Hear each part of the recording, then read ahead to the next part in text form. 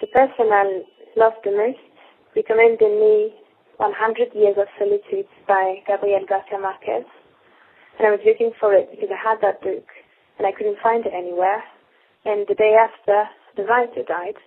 So I went to that bookshop to get it, and I was struggling a lot. I've been to lots of different bookshops and they were all telling me, we're out.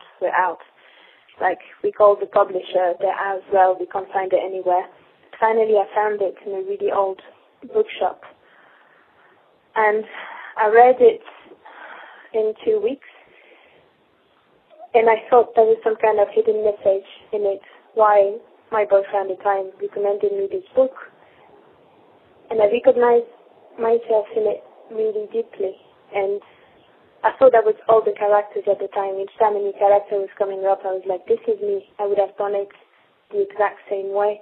I would have done this, and I would have lost my memory, and I would have lost the concept of word, and I would have just delivered myself to the sky.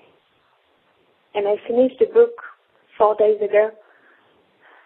At the end of the book, the last main character finds a book in his house, and the book tells his story, tells the last 100 years. And you finish the book with that. It's the main character finishing the book about his life, and you're finishing this book by yourself in your room.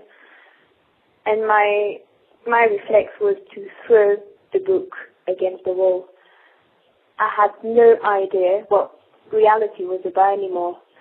And I'm still a bit, my perception of reality is still a bit shattered at the minute. I don't know if this is real. Maybe I'm a character right now in a book calling some dude in the US called Ismail.